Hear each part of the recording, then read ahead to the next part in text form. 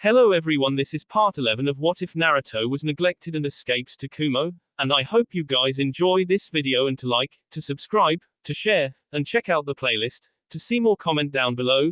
Now let's start the intro. They call me a god. They call me a god. They call me a god. Join my membership, the perks are great. It's in the description. Naruto used the past year to further commit himself to his duties as the Raikage's apprentice and successor. He had finally attained the Lightning Armor Stage 3, and was working on gaining mastery over that. At this point, he could only maintain the Stage 3 armor for a couple minutes, which wouldn't be enough in a real fight. I was proud of Naruto and the good he did for the people of Kumo. The kid worked tirelessly and never quit once he set his mind to something.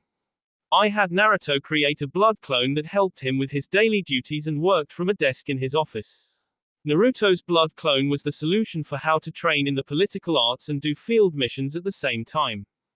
Naruto's shadow clones operated daily to devote himself to gaining mastery over his father's jutsu and clan knowledge. The Namikaze scroll contained an absolute wealth of knowledge and history that Naruto would master for the benefit of his people. Sadly, Kumo spies, and the Lightning Daimyo, had confirmed that the Namikaze's fortunes had already been confiscated by the Fire Daimyo since there were no remaining living heirs. This infuriated Naruto and Kushina, but what was done is done. They weren't hurting for money or influence, so they decided to let it go until it was time to crush Konoha. His father's scrolls proved useful in developing Naruto's jutsu and taking them to the next level. The Rasengan on its own was a potent jutsu, but Naruto wouldn't be allowed to use it until they released their Idinis. That didn't stop Naruto from learning the Rasengan, which was actually a great chakra control exercise. With this in mind, Ruto provided the steps for learning the Rasengan to the members of the Maki clan, and the Divine Bolts. While it was a family jutsu, Naruto wanted to use it for the benefit of Kumo as a whole. I was given permission to teach it to Jonin level shinobi and above, on the condition that they only use it as a last resort in battle. Luckily for Naruto, most Kumo shinobi struggled to learn the jutsu quickly, so it wasn't commonly used yet. Naruto and Team 12 were called into the Raikage's office along with two other Chunin teams of Kumo. Naruto recognized them as kids from 2 years in front of him in the academy. He nodded his head to them, and they bowed in return as a show of respect. Ruto then looked to greet his Raikage and thought, yet again, that it was very awkward to see his blood clone sitting there next to I. Good afternoon Team 12, Team 31 and Team 32. I have called you here today to give you a chance to earn your Jonin promotions. Iwa is hosting the Jonin exams in 1 month and they have extended an invitation to us. Is there anyone here that doesn't believe they are ready to take the exams? We stand ready to prove the might of Kumogakure, Raikage-sama. Ruto answered when he saw nobody was going to speak up. Good, you will set out in 3 weeks' time. Ruto, you will be thrown into the grinder again. I will meet you on my training ground in 1 hour. For everyone else, find your Jonin sensei and get your preparations going.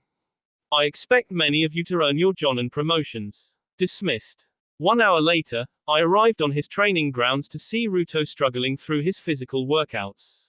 He clearly had upped his weight and resistance seals and was struggling to finish his lunges. I couldn't blame him. Knowing Ruto, he was probably pushing the weight and resistance seals to their limit. He watched Ruto get to his goal and collapse to one knee on the ground. Damn bud, what do you have your seals cranked up to? I asked with a hint of taunting in his voice. Ruto was breathing hard. He had been training his body since he left the Raikage's office. He formed a rat seal, and his seals glowed a brilliant blue before dulling once again. As the shirtless boy stood to his feet, I saw that the weight seals were now 10 distinct and thick lines as they faded out. The dull glow of the resistance seals showed the kanji ticking back down to 6, which meant that Ruto had them cranked up past 6. I himself walked around on level 5 resistance and he had yet to push past level 10, which literally felt like moving while buried in a steel wall. Oh, you know, I lost count, I just push chakra into them until I struggle and then I do my workouts. I know I did Deadman's Climb last week at level 10 resistance and 1,000 pounds on each seal.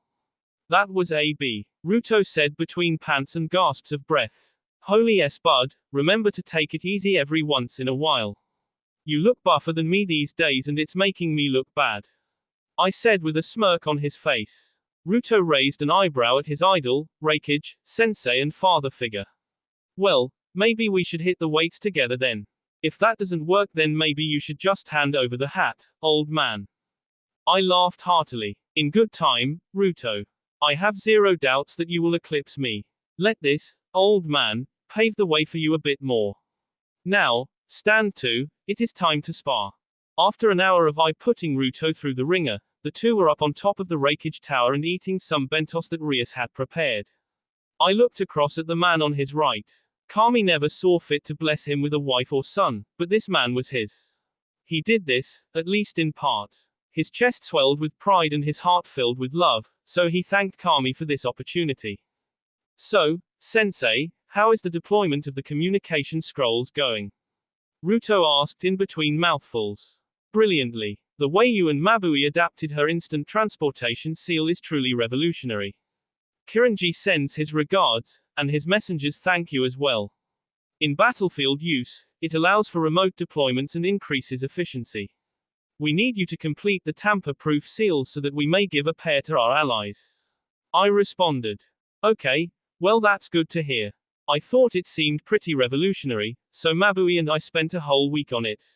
She appreciated the time together and I appreciated a week of light training. How are your girls doing? How are Tsunami-chan and little Kaiser? Naruto sighed as he thought about his first son and distant partner. Am I doing the right thing? I always missed my father growing up and when I think about getting Tsunami pregnant, or the prospect of getting my clan's sisters pregnant, I just don't know. I looked out over his village and thought about his phrasing for a second. Look bud, there isn't a right answer to this one. Most of the past generations grew up without one or both of their parents. This world is cruel, and power is important to protect the ones you love and to make changes. One thing I can say for sure is that any kid born of you will be strong. More than that though, it is your heart that reaches people. Is that enough to justify denying my children a proper father? Naruto sounded truly pensive and unsure of himself, a rare sight for I. These women see something special in you, and they want their children to bear that trait. Not to mention that you and Nagato are the last known males of your clan. If your clan sisters, as you called them, get with a non-Uzumaki then their children will be 1/4 or 1/8 Uzumaki at best. Within a generation or two, the Uzumaki blood probably wouldn't pass one of your clan's bloodlines. If you commit to this though, then you will create a broader generation of Uzumaki that will have far more options while maintaining the clan's bloodlines. You could even add your own bloodline to the clan. Yeah, I guess. I realize that my power is special, I realize that I care for each girl, but when I think about the children are what gives me pause. I slapped him on the back. Look bud, your children will grow up knowing their father was a great man. They will be able to stroll into Kumo and be worshipped as the children of Kumo's Tenshi no Raijin, leader of the divine bolts. You will have no shortage of people that will help you. If you do help father the next Uzumaki generation, they will have a whole island and the people of Kumo to support them. Naruto smiled wistfully at the thought. He loved his raucous clan compound, and he wanted that big family atmosphere for his family as well. He remained quiet and fixed on his thoughts until I spoke again. I know Kaiser is just a baby, but when you go to Wave, what do you see? I asked, hoping that this would drive his point home. Naruto smiled a truly genuine smile. I see Tsunami smiling and happy as she rules over Wave. Inari is such a good big brother and Tazuna doesn't drink as much. The people seem happy to help with the baby too. Well, if it is like that in Wave, where you only visit once or twice a month, what makes you think it wouldn't be even better here or in a zoo? I get your point, too-san. As the words left his mouth, Naruto tried to catch them and swallow them back up, but he couldn't. I heard what Naruto called him and froze. In 10 years, Naruto never once called him father. Rather than pressure Naruto into confirming what he just said, I slung a massive arm over his shoulder and pulled him close. A normal 16-year-old would look like a doll next to I, but Ruto was now a full inch or two taller than him and he was just as big. Therefore, it looked like a proper one-armed man hug. That's when Killer Bee showed up and completely shattered the moment. Yo, not so little Naruto and big brother I have been bored all day so I'm looking to play. What ya say, Mr. 9, I could polish ya up and give ya a shine. B nearly fell off of the roof due to the weird and arrhythmic gyrations of his rap dance. I say you sit your butt down, don't ruin the moment. 2-san and I were looking around, so just sit there and own it. Naruto shot back in rap form. I shook his head. Ruto, bud, I am more than happy for you to call me 2-san, but if you don't cease that incessant rap, I will jump off this tower. B looked at his brother. Come on big bro, don't be a downer, it would be a real shame if you jumped off this tower. Naruto just laughed and slapped I on the back. Come on, old man, let's go get some training in with B before he devolves into speaking in Shakespearean poetry. 3 weeks later, Ruto, Samui, Mabui, Team 31 and Team 32 began their journey to Iwa led by Darui, Shizo and Matsuki. The Jonin senseis were there more as a formality and extra muscle than as actual senseis. The trek to Iwagakure took 2 days and the group camped out in the Iwa mountains overnight. The 4 male Chunin were extremely jealous of Ruto sleeping in the same tent as Samui and Mabui. If they saw the interior of the Fuinjutsu tent, they would have been even more jealous. The next day the group checked in at the gates of Iwa and Darui was told that the Tsuchikage wished to meet with the Divine Bolts.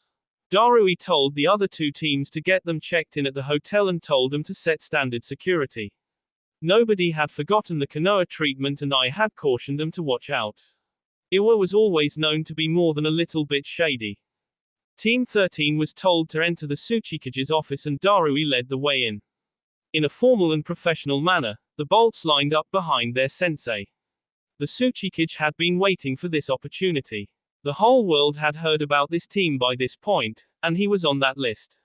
He wanted to know more, his council demanded he find out more, but this team projected absolute professionalism and gave nothing away. As Onoki looked over the group, he studied each member intensely and realized that he couldn't sense their chakra signatures at all. On top of that, the gear was all top-notch and streamlined. He didn't see any external pouches other than the Fuinjutsu kits and medical kits. The kunoiki were toned and he could tell without a shadow of a doubt that they were professionals and not some hopeless fangirls. Since he was a closet pervert of an old man, he really appreciated their feminine curves. Based on the giant blonde's cough, he was most likely caught peeking. That brought Onoki's attention to the blonde, the real man of interest and reason he called this team here. The Rutomaki, the Tenshi no Raijin, a teenager that was able to force Hanzo to take him seriously. The 6'3", 225-pound, 6% body fat and totally ripped man. The greatsword peeking over his left shoulder with its eagle pommel head was truly intimidating, especially in combination with the electric blue katana handle on the left hip. Even though he couldn't sense chakra signatures, all of his battle instincts were blaring red warning sirens throughout his body. Cough, cough, you wished to see us, Tsuchikage Dono? Darui asked with boredom laced into his voice. This snapped Onoki from his musings, which took almost a whole minute. Yes, I wish to meet the highly touted Divine Bolts. I must say, Darui-san, your team is most impressive. I do look forward to seeing them perform in the finals. Thank you for the compliment, Tsuchikage Dono. We will be sure not to let you down. Darui replied impassively. Well, there was another reason I wished to invite you here today. Onoki's gaze shifted from Darui to Ruto. I have heard about the high quality of your seals, Maki-san. I have been unable to acquire some of the more advanced seals and the mission requests we submitted were declined. Could you please explain why you would provide services to other nations but not my own? Ruto looked to Darui, who nodded at him. Tsuchikage Dono, as you said, the seals are valuable to a nation. We established a policy of only working with allied countries to prevent our own seals from being turned against us. Unless Iwa is offering some form of alliance, the only seals we will offer are the commercially available variety. Onoki growled, but he couldn't fault the boy. Tell me, boy, do you understand how it looks when you sell to Kiri, Wave, Am Fire Country, but you won't sell to my land? Ruto shrugged impassively. Tell me, old man, do you really not understand our position? Also, for the record, we do not sell to Konoha. Old man Kiranji asked us to provide our services to Kenshin on his behalf, and we were paid handsomely. Onoki didn't know that bit of information and he didn't know this kid was that close to the daimyos. He decided to try and take back the offense. My apologies, Maki-san. I thought you were providing seals to Konoha. I thought that Kumo had a non-aggression pact with them. We do, but that is a far cry from an ally. As I am sure you know, we have very close ties with the new regime in Kiri. Mei Terumi is a good family friend and willingly signed the treaty and subsequent blood contract. As for the other minor countries, the Princess of Am is my soon-to-be wife and Wave is an intimate ally of ours and a valuable trade partner. Kumo bears no grudges against Iwa, but we will also not endanger ourselves. Onoki grunted. Very well, that is acceptable, and I will discuss it with my council. I look forward to seeing the results of these Jonin exams. Enjoy your stay in Iwa. Meanwhile, two teams of prospective Jonin were entering through the Iwa gates. Mike Guy was leading his team 10 through the Iwa gates and having a rather one-sided conversation with Ebisu, who had been called up since Kakashi left. Ebisu didn't believe these brats were ready for Jonin, but when an Uchiha Hokage tells you to jump, you ask how high. Hiruzen watched with mirth in his old eyes at Guy's antics. He played idly with the prosthetic arm that the Maki family had gifted him and was grateful to have his left arm back after nearly 16 years without it. Hiruzen's gaze shifted from the merry conversation to the Chunin team that Ebisu was leading. Sasuke Uchiha, a fresh Chunin, Shikamaru Nara, a fresh and damned lazy Chunin, and Sakura Haruno, a girl that clearly didn't deserve to be Chunin. He shook his head as he thought of these kids competing in the Chunin exams. Sasuke may be, and that is a big maybe, talented enough, but he lacks the mentality and battle experience. The other two will not earn the rank, no chance. He left the group and went to catch up with an old friend. Sasuke scowled on his way to the hotel. His father had given him a side mission and he wasn't sure why his father cared about some foreign kunoichi. Why would his father want him to kidnap a Kumo girl? He shivered as he remembered the big blonde one that dominated the Chunin exams a while back. He dismantled every opponent he faced with little issues, but with his Mangekyo Sharingan, he thought that he could handle him now. With all of the training he had done, he should be more than a match for a non-Uchiha. He just wished that his father would have given him a competent third teammate if he were going to perform a mission within the exams. A while later, Hiruzen entered the Tsuchikage's office and greeted his old friend. Onoki looked up, saw him and immediately pulled out some sake from his desk. The two sat and sipped drinks for a minute before the conversation started. How is retirement treating you, old friend? Onoki asked. Hiruzen edged an eyebrow. If I am old, what does that make you? The two shared a laugh before their impassive looks settled on their faces once again. How are things going with that Uchiha brat holding the reins? Onoki asked with seriousness in his voice. Hiruzen sighed, he couldn't even fake it anymore. Honestly, Onoki, I don't even recognize the village anymore. Without spilling secrets, the invasion hit us hard, and I lost many of the shinobi that I thought would carry on the wall of fire. Onoki was familiar with Hiruzen's outlook on shinobi life. Truth be told, he appreciated the concept, and he has tried to instill similar ideas into his shinobi. I am sorry to hear that, old friend. Did you ever think you would see the fall of one of the great five in our lifetimes? Hiruzen looked down and refilled his saucer. No, I did not. While I find it justifiable, I find it incredibly sad. The way Fugaku went about it also left me wanting. Onoki waved it off. Retaliation was justified, and the methods were no worse than what Suna did to you. Now, what do you think about the changes with Kumo? Hiruzen gave Onoki a look that said he knew what games he was playing. Their meteoric rise is terrifying. So is the complete change in their mentality. To think that one clan had such a profound effect on them, makes me wish that clan came to Konoha. Onoki laughed at that. I can safely say the same thing. To think that militaristic nation was the first to turn fuinjutsu and ninjutsu into a commercial subsidy. Is it really all the Maki's doing? That is what we believe. Hiruzen held up his prosthetic arm and wiggled his fingers. Look at this piece of fine craftsmanship. They took my measurements, chakra and some simple medical tests and they were able to create this in 1 week. Unfortunately, I was locked down in the hotel the whole time, but to think that they created this for me, it is generations ahead, or maybe I should say it is the quality of past generations of fuinjutsu. Onoki got up from his seat and walked around his desk. He took time analyzing the metal arm and he forced himself to admit it was truly remarkable. Can you use hand signs with it and channel your chakra? Hiruzen nodded and Onoki whistled. Is Konoha going to push for a full treaty or extend the non-aggression pact? Hiruzen gave Onoki a coy look. That falls into the village secrets category, old friend, but if you tell me yours. Onoki waved him off and returned to his elevated seat behind his desk. The two continued the amiable conversation for another hour or so. The subtext of the conversation expressed supreme caution when dealing with Kumo. Onoki was hoping to curry favor and Hiruzen was hoping that Fugaku didn't something stupid to agitate the new number ones. 2 days later, Ruto walked confidently into the assessment area where Iwajonan was setting things up and guiding the contestants to a sign-in booth. The Kumo teams got in line and were waiting patiently for their turn when 2 Konoha teams got in line behind them. Ruto instantly postured and put himself between the Kumo and Konoha teams. Shikamaru, lazy genius he was, instantly noticed the posturing, but thought it would be too troublesome to say anything about it. That didn't stop the Y and N-led Uchiha though. Well, look what trash the wind blew in from Kumo. Sasuke sneered. Shikamaru face-palmed and Team 9 watched on with interest, ashamed of the comrade's behavior. Ruto simply ignored the Uchiha, but that all changed when the Uchiha tried to lay a hand on his shoulder to force him to turn around. In a flash, much faster than anyone was ready for, Ruto turned, snatched the forearm that was approaching him and yanked it hard enough to turn Sasuke around. Now, Sasuke's right arm was locked behind his back and Ruto's free hand was in a hold around his jugular. In a menacing whisper, Ruto returned Sasuke's opening remarks.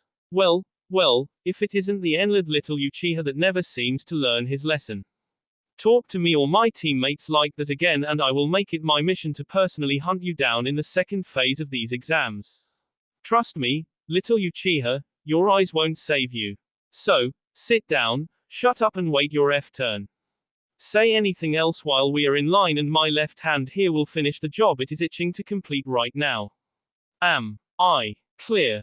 The close proximity to Ruto's killer intent, the helplessness of his current position and the memory of his ass-whooping in wave flashed through Sasuke's mind. In a manner completely foreign to most Uchihas, Sasuke nodded submissively and Ruto shoved him into the arms of the pink-haired banshee. Sakura was frozen as the masked blonde glared at her. The piercing blue eyes paralyzed her while simultaneously daring her to speak. Shikamaru scratched his bundled ponytail and stepped forward. My apologies, Ruto-san. I will make sure my troublesome teammate doesn't act up again. Make sure you do that, Nara-san.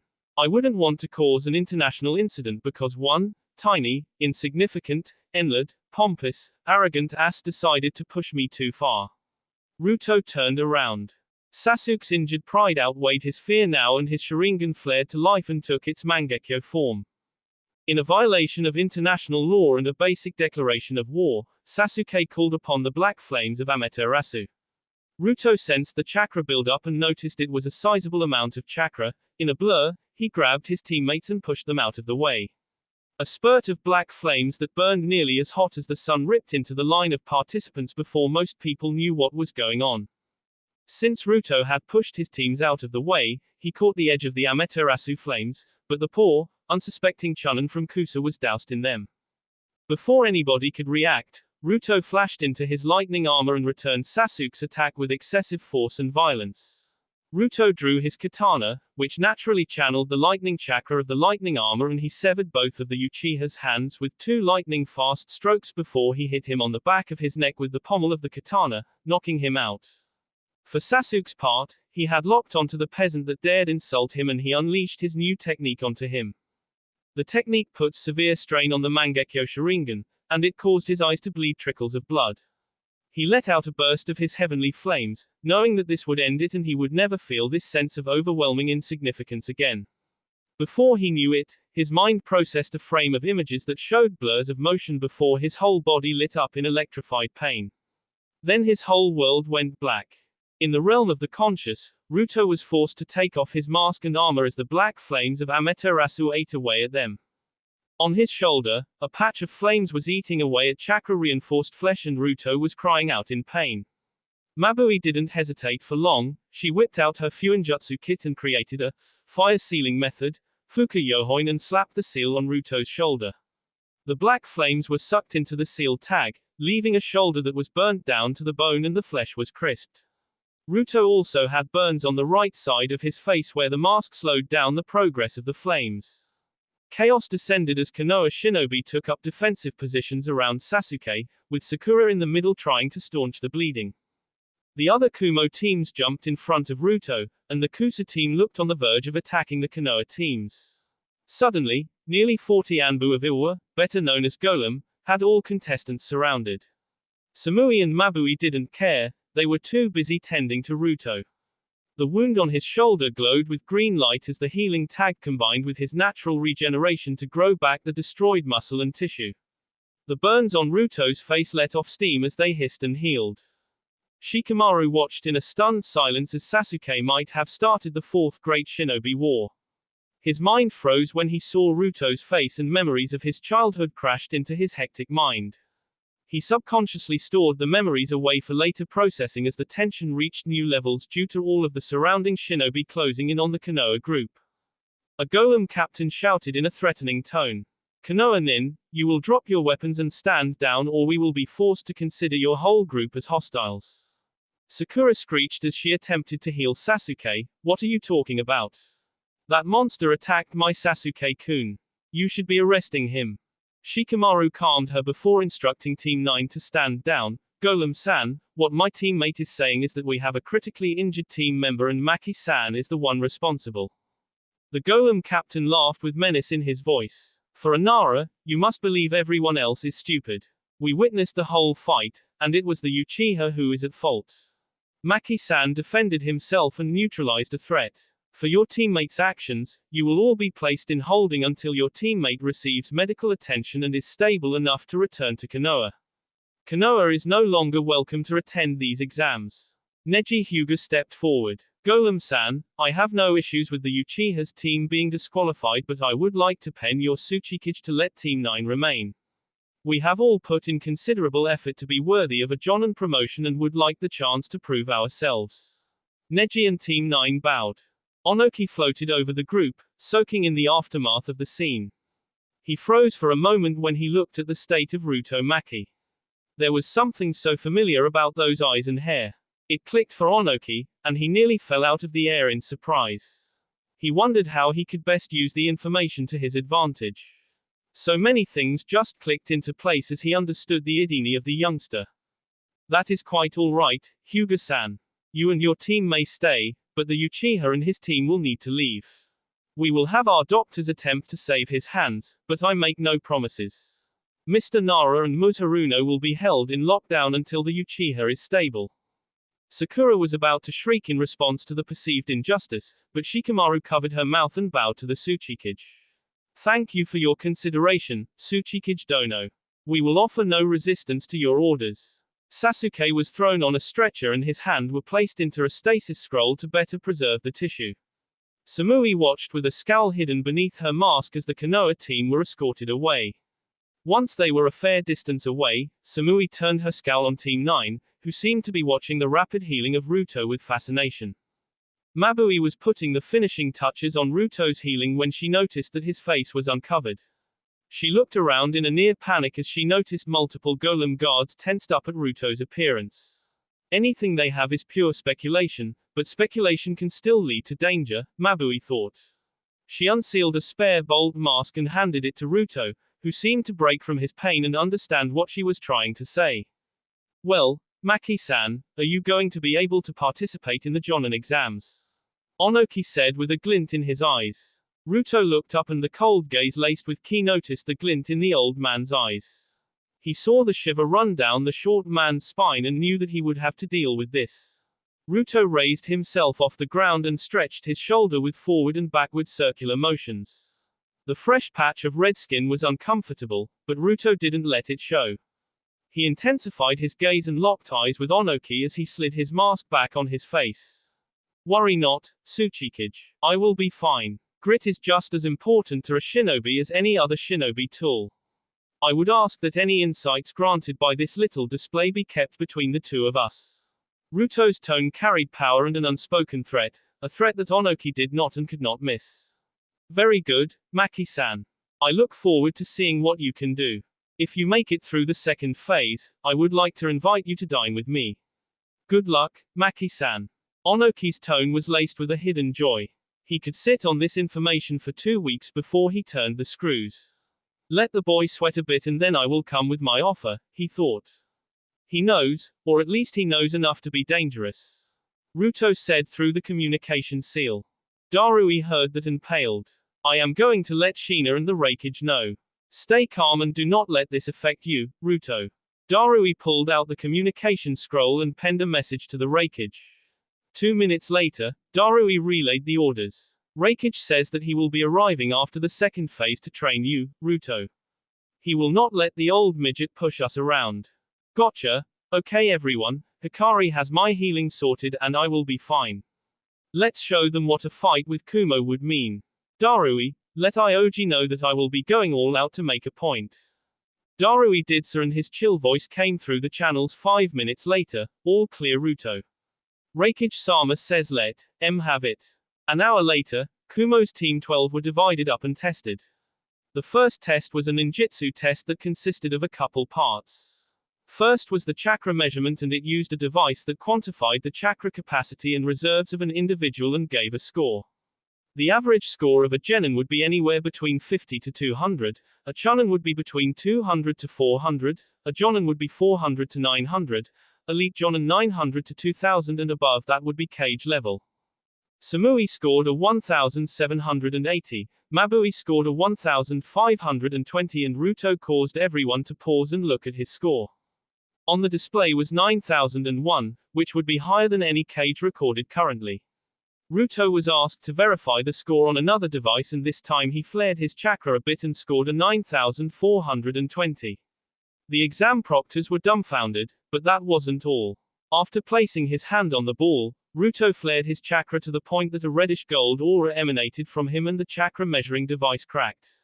He walked away with a smirk under his mask. His statement had been made. They led Team 12 to a training area for their ninjutsu demonstrations. The ninjutsu was scored with a multiplicative score for the number of natures, a flat score for grade of ninjutsu used and a destructive score. Mabui and Samui each demonstrated proficiency in 2 natures. Samui used Raiten and Suten while Mabui used Raiten and Doten. They each performed 2 of their best jutsus and made quite the impression on the proctors. Ruto came up and announced that he had mastered 3 chakra natures. He performed Suten, Annihilation Waterfall, a water jutsu that took all of the water out of a nearby pond and used it to perform a giant uppercut on his target before reforming in midair to crash down on the target. The crash dug a 20-meter deep 100-meter long trench in the training ground while disintegrating the target dummy. For Futon, Ruto performed the wide-scale, Futon, Tempest Vortex, Jutsu, which created a 200-meter wide tornado that combined blunt winds with wind blades to decimate a wide area. For Raiten, he went into his lightning armor, stage 3 feet and decimated a boulder by running through it. The proctor dropped his clipboard, but Ruto had one more statement to make. Before the proctor could total his ninjutsu score, which was already maxed out, Ruto announced that he had a Kekai tutor. Onoki was watching the boy with all the intensity an old fart can muster and he spat out his tea when the boy said Kekai tutor. The proctors cleared the way and Ruto demonstrated one of his higher-ranked storm jutsus. He encased his hands in a combination of the 3 chakras before he clapped his hands and called out, Storm Release, Storm Beam. This was a concentrated variant of Daru's Laser Circus. As a result, the beam of storm chakra ripped through the training ground and bore a hole in the far mountain, which was a kilometer away. The reactions to this jutsu were priceless as people gaped at the path of the laser and the fresh hole in the mountain. It took a full 5 minutes for people to pick their jaws off the floor and return to normal. Needless to say, Ruto was scored as the highest in the ninjutsu category, followed by Kuretsuki, Samui and Mabui. The other Kumo teams peppered the top 20 and put on a good showing for Kumo. The next assessment phase was Genjutsu, which all members of Team 12 excelled at. Ruto used Kitsune illusions to pass the Genjutsu test, but he didn't show off much in this. After Genjutsu was Taijutsu, which had the contestants clear a timed course of target dummies and was graded on speed and destructive abilities. Rock Lee cried anime tears when Ruto bested him by 0.2 seconds and was given 10 more total points on destructiveness. After taijutsu, all contestants cleared an obstacle course. This was graded on speed alone with a number of penalties that would add to the contestants' time. No chakra use, or body reinforcement, was allowed on this, but Ruto still claimed the number 1 spot by 17 seconds.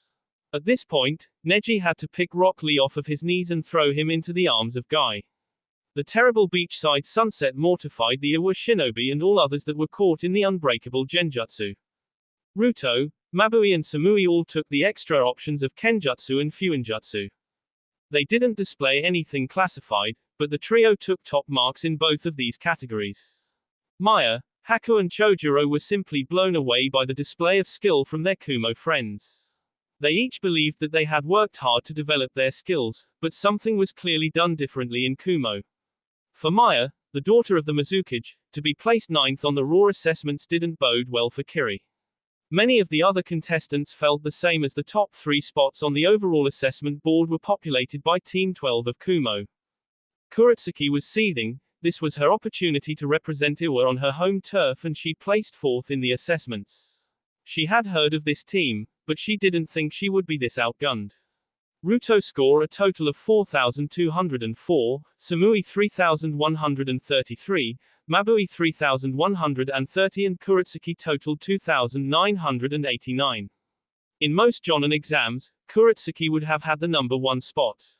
Ruto literally set the Jonin exam record by over 1,100 points. Onoki watched the first phase of the assessments and the clear warning that Ruto gave him. The boy had glanced in his direction after every assessment and his warning was clear. F with the Maki clan and UF with your death. The boy's resolve was impressive and Onoki could see why the boy was so highly regarded. In a straight-up fight, Onoki and everyone else in Iwa would lose to this young man. If it were just one shinobi, Onoki could deal with that, but it wasn't just one. Even the no-namers from Kumo occupied 9 of the top 20 spots. Kumo as a whole just put its on the table and Onoki knew Iwa couldn't measure up. After the assessments, the teams were released for the night and told to report to an old, dugout mine that was on the outskirts of Iwa at 6 a.m. the next day. Team 12 immediately went back to their hotel room and had a meeting with Darui. Darui-sensei, Onoki knows my Idini. I am sure of it after the way he watched me during the assessments and after our verbal exchange. He will try to use it to exploit Kumo. Ruto said, clearly frustrated with the dark-ass Uchiha that threw a wrench in the plan. I know, Ruto, it's okay. The Raikage will be here a day or two after your second phase. He won't let that old fart do anything. Your mother even thinks it may be time to make your public debut. Ruto looked up with concern and the girls each took a hand to comfort him. Azu isn't ready for the world's attention yet. If Onoki spills, then the resurrection of Azu would become obvious. Relax, Ruto. Azu is protected and the only potential threat is Konoha and Iwa. After the statement you made today, Onoki wouldn't dare take Kumo on without preparations. If he does take us on, we have 4 Jinchuriki and a clearly superior force back up by Uzumaki Fuinjutsu. Sensei is right, Ruto. Be cool and everything will stay cool. Gaara created all of the beaches around Azu, and he promised you as a blood brother that he would protect the island in your absence. Wouldn't it be cool to rub your success in Konoha and the Uchiha bastards' faces? Samui said before she placed a K on his whiskered cheek. We will be with you the whole way, my love. Till death do us part. Mabui teased. Oh, you're not getting rid of me that easily. After death, I will find you, both of you.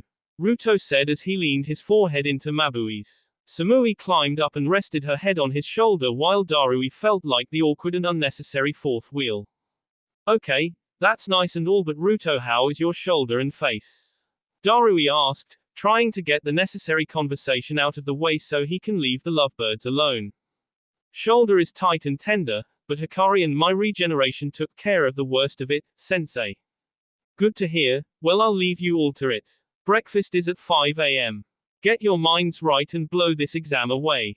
As Darui left the room, Mabui got a sparkle in her eyes. Did you two see that Maya-chan and Haku-chan are here? They put up some pretty good scores, too. Yeah, I saw the scores, but I didn't see either of them. Naruto answered, laying back on the bed. Jonin exams, phase 2. Okay everybody, here are the rules of your test. This is an ancient and dug-out mineshaft that is 100 levels deep. Each level has multiple access points to the levels below it, and the chakra lighting is still there. You will be entering this mineshaft from various points and recovering a ruby medallion. On the lowest 10 levels, 4 ruby medallions are hidden. This is a combat open exam and only 4 teams will pass. The collection point is here, and you are not safe until you return to this podium with a ruby medallion. This sounds easy, but the maze of the mines and the need for constant vigilance will strain you. Our trap masters had fun preparing surprises for you, so watch out for those. You have 3 days to complete this challenge. You will be escorted to your gates by a proctor, and the second phase will begin in 30 minutes. Naruto channeled chakra to the communication seal and spoke softly. Okay girls, do we do this the right way or the short way? Mabui aired an eyebrow underneath her mask. Her voice echoed beautifully in her teammates' ears as she let out a melodic hum. Naruto, I don't much care for dingy, damp, dark, trapped mines. What is the short way? Laser our way down to the bottom floors, grab what we need and come back up. Naruto said in a manner that he was asking for approval. Samui's laugh filled Naruto's ears, and it was echoed internally by Hikari. Only you, Naruto. Only you would think of something that cool. Be careful not to collapse the whole mineshaft, Naruto. Even I would have difficulty healing you from millions of tons of rock. Hikari cautioned. As they walked, Naruto broke down the plan. He noticed how they were oriented to the mountain and calculated his angle. This would require quite a bit of restraint. About 15 minutes after leaving the staging area, Team 12 arrived at the gate into the old mine. The team had the plan, and Naruto was preparing his chakra coils already. A slight reddish-orange hue appeared around his body, and the exam proctor started sweating nervously. A horn blared from speakers around the mountain, and Team 12 entered the mine calmly to begin their plan. They entered and walked in about 200 meters before the group stopped. The girls hid around a corner from Naruto as he jumped to the ceiling and hung upside down. He let his transformation fall and brought out his 3 tails to aid in his power and chakra control. From the tip of each tail, orbs of wind, water and lightning appeared. Naruto closed his eyes in concentration as he focused on regulating, shaping and guiding the 3 chakras together. A brilliant light lit the shaft, and a focused laser beam began digging into the ground of the mine's first floor. He focused on increasing the power from each tail, spreading the area of impact, and then he willed the chakra out and down. The ground rumbled and the mine groaned in response to the force that was changing its natural structure. The ground floor melted away and the power began melting away the floor easily. The light disappeared down the hole and it just kept going for 15 minutes. Mabui and Samui watched the brilliant display of chakra and power control as they soaked in the beautiful blue and white light that cut through the natural world like a shark's fin through ocean water. Once Naruto was done, thin beads of sweat glistened on his chiseled arms and caused both girls to gulp. Their bodies responded to the proximity and the pheromone buildup as their bodies heated up. After a minute of recovering, Naruto re-engaged his transformation and hid his aura to the level that the seals on his uniform were able to hide his chakra presence. Naruto looked to his girls, ladies, women, teammates, lovers and said, "Well, shall we?" After dual nods, the team began taking their shortcut through the mineshaft. Naruto's pings showed that most teams were already 5 levels down, but there was a team down on floor 30 that was making steady pace down the mine shaft. He called it out to his teammates, but they decided that discretion was the better part of valor. They counted the floors on their way down, and Naruto realized as he got lower than he might have dug a little too low. They had gotten down to the 90th floor and realized that he couldn't see the end of his man-made tunnel. Mabui giggled, "Go a little overboard, my love." Naruto adopted his sheepish pose and gave the back of his neck a good rub. "Maybe. Well, it's cool that we are already down here. Naruto, Kitsune eyes please, I don't feel like dealing with traps. We will comb this floor and work our way down." Hi, Samui-chan. Mabui, mind mapping out this floor for us so we can find our shortcut again? Oh, that reminds me. We should probably trap this exit, don't wanna make it too easy for the companion if they find out shortcuts. Mabui chimed in. 2 nods confirmed this thought, and the evil trio set nearly 80 seal traps around that entrance and the entrance of floors 80 to 100. Nothing lethal, but definitely painful and debilitating. The group began their jaunt through the lower levels with Ruto leading the way. They entered a chamber that was probably an old rest area for the miners, and Ruto halted their merry procession. In front of the group were 4 rock golems that had not locked onto them yet.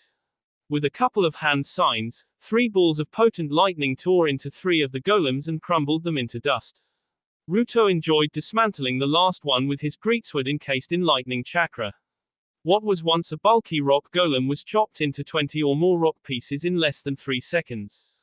Turned out that floor 90 was a bust, and the group made their way down to level 91. Ruto's pings told the team that there was a team that had made their way down to the 90th floor and one team had encountered the surprises at the shortcut. Ruto let the girls know and they began to pick up the pace as they searched the 91st floor. After determining that this floor was a bust and setting some trap seals, they made their way down to 92. They had searched a good portion of the 92nd floor when they encounter a big dig chamber with rock pathways leading over steep drops. It seems like there was a chasm that began on this floor and the group could see entrances and 8 more levels below them. Strapped to a stalagmite hanging over a circular earthen island, the group saw a red twinkle. Ruto focused on it and pointed it out, but there were 4 more rock golems on the island and a couple of traps around the edges.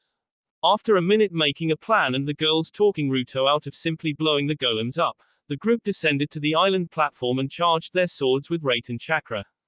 They each took 1 golem and Samui put in some extra effort to make sure that she could deal with the 4th. After dealing with the golems, the group looked up at the stalagmite hanging from the ceiling that was 40 feet above them. Ruto put 2 hands around Mabui's waist and hitched her up to his shoulder level. She squealed as she was surprised by Ruto's sudden touch, and then she protested what Ruto was about to do. Before her protests registered, she was flying through the air toward the tip of the stalagmite. She flipped her body around and she landed feet first on the sharp piece of earth. She stuck herself to the sharpened rock with chakra and worked her way down to the glowing red pendant. She grabbed it firmly in her grasp and jumped down to the island platform before she playfully slapped Ruto's chest. The group began their climb to the entrance on the 92nd floor, but they stiffened when they sensed the enemy ambush waiting for them above. Rather than fight over a chasm, Ruto decided to play it diplomatically. The group ducked under an overhang and Ruto created 3 clones that hanged themselves. Rather than waiting to hear out the conversation, the group entered the 94th floor and began the climb up. With Ruto's clone squad, Ruto called out, "Well, I would hope that we could talk this out. I really don't feel like killing the Tsuchikage's granddaughter. You have 10 seconds to show yourselves and speak before I relent and give in to my baser instincts." Kuretsuki shivered. She was strong, she knew she was strong, but she also knew that she was no match for the monster before her. "Why don't you save yourselves the trouble and hand over the ruby pendant? This enclosed area and such a steep drop, wouldn't want the great Rutomaki, Tenshi no Raijin, to meet an early death. Is that how you really want to play this, girl?" Ruto's clone growled out. Kuretsuki and her teammates felt sweat trickle down their spines. I guess not. Is there anyone else down here yet? Nope, you are the second. Floors 91 and 92 are clear. The nearest group is around the 80th floor right now and I have 3 squads stuck in my traps. Ruto's clone replied in a totally friendly tone, which contrasted so sharply with his previous statement. Kuretsuki turned and whispered with her teammates before they came to a decision. "All right, you can pass. It isn't worth the risk fighting with a team like yours." Kuretsuki spun in a panic as the 2 female teammates puffed into smoke and Ruto's clone whispered from behind her. "Good choice, Kuro-chan." Before Kuretsuki or her teammates could eliminate the threat, the Ruto clone puffed into smoke. The Kamazura teammate, a B user, shared her terrified thoughts. "That guy is terrifying." Back with Team 12, the team took another 30 minutes to make it back to their shortcut at the 90th floor. When the team walked up on the first squad caught in their paralysis trap, Ruto and the girls let out a hearty laugh. "Ha ha, oh this, ha ha ha, this is too, ha ha, too good. How are you girls?" Ruto asked with a coy tone as he looked down on 3 figures crumpled on the floor. Maya gritted her teeth as she struggled from her face down, ass up position on the floor. You did this." Haku was lying flat on her back as she looked up at the magnificent forms of Ruto and his female teammates. "Ruto-san, it would be most appreciated if you freed us from this seal. Ruto was hunched over, laughing hysterically, so Mabui responded. Sure thing, Haku-chan and Maya-chan. Once you agree that you will not attempt to attack us. We have spent enough time in this dingy mine already. Maya growled, some friends you are. Samui knelt down next to Maya and tucked some of her illustrious red hair behind her ear before she spanked her on her ass. Now, Maya-chan. That wasn't very polite. The three Kumo ninjas let another round of merry giggles escape before they each put a hand on the immobilized Kiri team. A faint blue light glowed around their bodies before movement was gifted to them once more. They shook out their limbs and glared at Team 12, who was still shaking in fits of laughter. Maya, ever the hot blood girl her mother raised, blew a bang out of her face and huffed in anger as she puffed her cheeks. Ruto was forced to admit the girl was beautiful and incredibly cute with that look on her face. He held up his hands in defense. Now, Maya-chan, we freed you because you are our allies. If you hurry up, you will be the third team to reach the lower floors. We have one ruby pendant but there are 3 remaining. Maya huffed before Haku bowed. Thank you for freeing us, we will be going. I do hope we get a chance to face you in the finals. The young boy with thick square-rimmed glasses seemed to agree with Haku, so Maya relented and punched Ruto playfully in the chest. This isn't over, Ruto-kun. Not by a long shot, handsome. Sure thing, looking forward to it. We will see you when the test is done. Stop by our hotel room. Stay safe, we will clear the tunnels for you on our way up. Ruto threw the group a 2-fingered salute and prepared to ascend his makeshift tunnel. We have multiple teams waiting to ambush this tunnel. What do you girls wanna do? It would be cool if we led with Cage Bunshin and Lightning Clones then clear 'em out. Samui proposed. That would be quick, dirty and effective. I want in on the fun, Ruto, so why we don't each of us make a couple of each and send 'em up? We follow behind by a minute or so and take it slow. Mabui added onto Samui's idea. Slow is smooth and smooth is fast. Alright, thumbs up, let's F. Ruto responded cheerily. The ascent back up the tunnel proved to be an eventful endeavor. The Shadow and Lightning clone combos proved to be very effective at surprising enemy teams and providing openings for Team 12 to debilitate their ambushes. They faced 3 teams in total on their way back up and the first 2 were simply debilitated. Mercifully knocked out, and they would wake in an hour or so to resume their exam.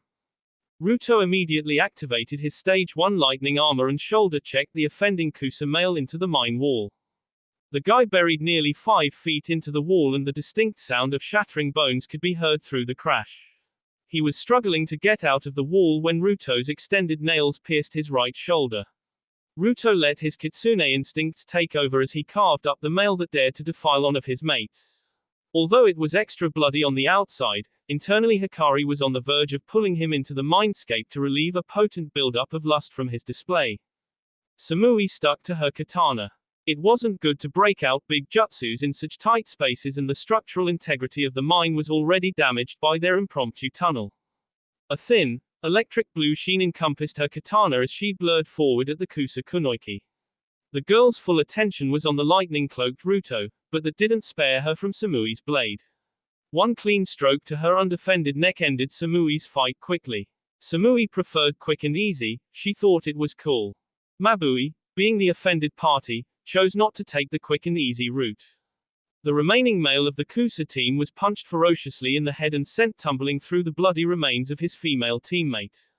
He slipped on her blood when he tried to regain his feet and found his head grabbed by Mabui. His mind raced as terror and lightning spread throughout his body.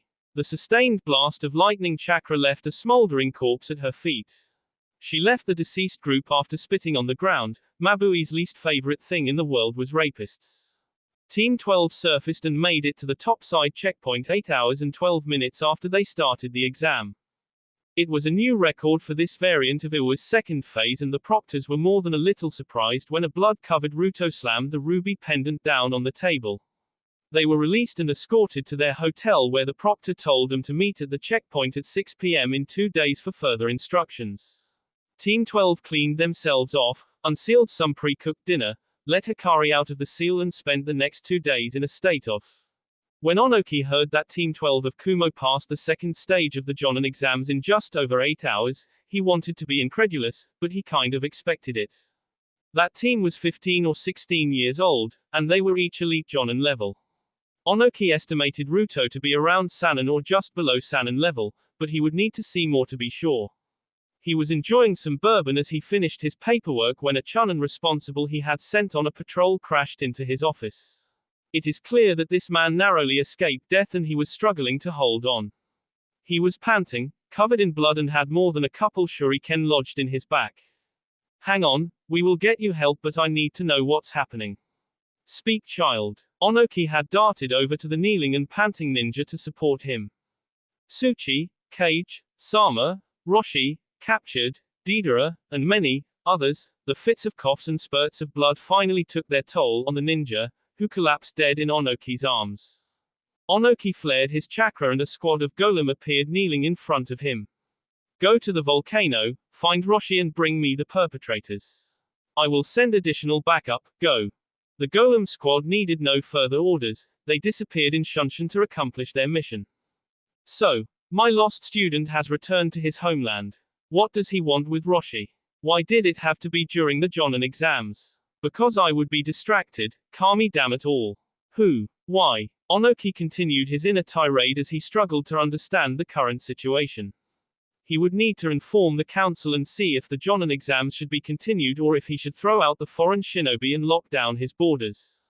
They saw Kuretsuki's team, the Kiri team and Konoha's team 9 waiting there in front of the podium. The Iwa team looked like they finished early as well, and they were clean and well rested. The Kiri and Konoha teams not so much. Team 9 looked like they went through the meat grinder since they were covered in blood, dirt and cuts. The Kiri team looked exhausted but no worse for wear. Maya told Team 12 after the instructions that they used a combination of boil release and hidden mist jutsu to bypass most of the waiting teams. It took them a while, but it was the safest way they could move. Onoki stood on an elevated platform to address the remaining contestants. Alright, congratulations on passing the second stage of the Jonin exams. Team 12 of Kumo, you shattered the previous record for this course by over 6 hours. I decided to leave your little shortcut because it produced some interesting results. Anyway, the finals will be held in 2 weeks. The drawings will not be completed until the day of your match, but it will be a one-on-one tournament-style event with a 3-way finish. There will be a banquet to introduce you to dignitaries and daimyos from various lands held 2 nights before the start of the finals. Due to an attack on Iwa territory, you will be always escorted by 2 golem guards for the duration of your stay. Training grounds are provided to each team and your golem guards will escort you there at your leisure. That will be all for now. Team 12 returned to the hotel after sharing dinner with Maya, Haku and Chojuro. Ruto poison tested the food and said they were in the clear before everyone dug in. It was good catching up with old friends and it was great to hear that Kiri was recovering so well. The anti-bloodline faction had suffered multiple losses since the war ended and very few remained. They were reduced to missing nin and highwaymen and they were dying out by the day. Chojuro and Haku represented the new generation of the 7 swordsmen. Haku wielded the Nuibari, a needle sword with Fuinjutsu ninja wire that is used to immobilize targets. Chojuro wielded Hiramekare, which was a 2-handled blade that was highly chakra conductive and was capable of changing forms. Throughout the dinner, Samui and Mabui wore confident smirks on their faces as they watched Maya's attempts at seduction. It wasn't that Ruto was unresponsive to them, it was that Ruto was on a completely different level than the well-endowed and innocent redhead. Every naive and innocent attempt at flirting was met head-on by Ruto and it left Maya a tomato-red blushing mess for most of the dinner. Ruto had set up a privacy barrier that allowed him to remove his mask, since the Kiri team already knew his identity and he wanted to be himself around friends. Haku remained the silent type, but Ruto could tell she had gained some confidence and found her own way since he last saw her.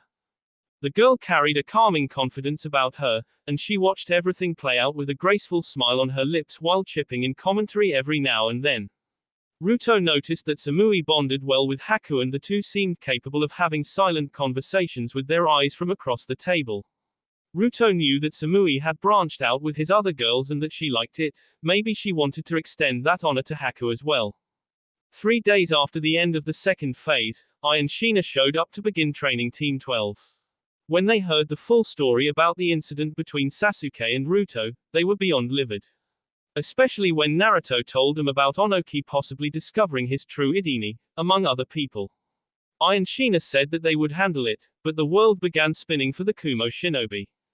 The night before the Jonin exam banquet, the Kumo contingent was relaxing and had just got back from dinner when all hell broke loose. A knock came on the door and Shina was the one to answer it. Standing in front of her was a man she wished she never had to see again. His long mane of white hair, that goofy-ass grin and ridiculous outfit with the unique Hishi-8 marking him as the Toad Sannin, Jiraiya. Before Shina could slam the door in his face, a hand stopped the door from closing. You know, after I saw your kid demasked, I asked myself how I missed it. I asked myself how the ninja world could be so blind. But the main question I asked myself is why you never reached out to me, Kushina. Flashback. Following his orders, Jiraiya was scoping out Iwa and there was an event that would provide the perfect opportunity. The Jonin exams are a great time to scope out talent from around the elemental nations, especially when that talent includes his main target, Rutomaki. Thus, Jiraiya waited patiently for the exams to start, idly noticing that this Kumo team really was cautious. He got nothing from them except noting that the tall blonde was definitely banging his two teammates. So, after giggling perversely and scribbling a couple things down in his notes, Jiraiya waited patiently. Then he was hidden on a hilltop, protected by his chameleon jutsu and using his trusty spyglass to gather information from afar. Jiraiya had slapped his forehead when he saw the Uchiha engage in open hostilities during the Jonin exams. He watched the dismemberment and casual incapacitation of the Uchiha brat, but then something caught his eye. The masked teen was finally unmasked, and he needed to focus on that. He turned his focus to the blonde's face and froze as recognition washed over him. Temporarily haunted by a ghost, he tried to regain focus through his telescope, but the blonde was already masked once more. Jiraiya closed his eyes and focused on the image he saw in his telescope. The same spiky, sun-kissed blonde hair, the powerful azure blue eyes, Kushina's face laced with 3 whisker marks on his left cheek. He was sure another set of whiskers would be on the right side of the kid's face if it wasn't burnt. Then, Jiraiya watched as the kid healed freakishly fast and shook off the effects of Amaterasu before he returned to his tasks. Jiraiya proceeded to watch this Rutomaki decimate the standards of the Jonin exams by breaking out 3S ranked jutsus of 3 elemental variants and even added a Kekai tutor. The whole time he watched the performance, especially when the kid drew up his Fuinjutsu seal with ease, he imagined himself watching Minato.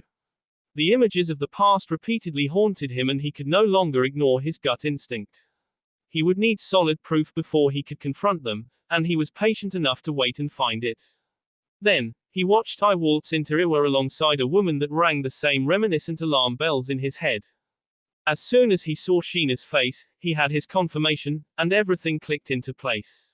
It was so thinly veiled that it was ridiculous. Kushina's body was never recovered, the Maki name, which is just the tail end of Uzumaki, the rumors of Uzu's recovery, their first names followed the same suit as their last names. The reason Tsunade defected to Kumo became clear in Jiraiya's mind. Then one overwhelming thought crushed him: why didn't Kushina trust him and include him? End of flashback. Jiraiya was stunned by the speed that a paralysis seal was slapped on him, and he was further surprised by the ease with which Kushina dragged him into the room and threw him on the floor. The nail in the coffin of Jiraiya's hope was the burning fury in Kushina's eyes and the look of absolute apathy in Naruto's azure orbs. Well, I guess I should say I am happy to meet my so-called Kyofu, but you lost the right to that lore almost immediately after you gained it. Why are you here, Jiraiya? Naruto's cold voice cut across the room and pierced Jiraiya's heart. Heya, Gaki. No, you can stop right there.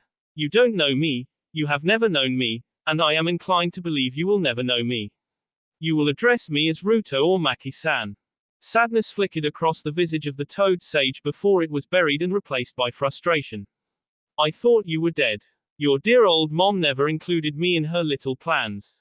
Be Jiraiya. Don't lie to my Sochi's face. How many letters? How many pleas for help did I send you?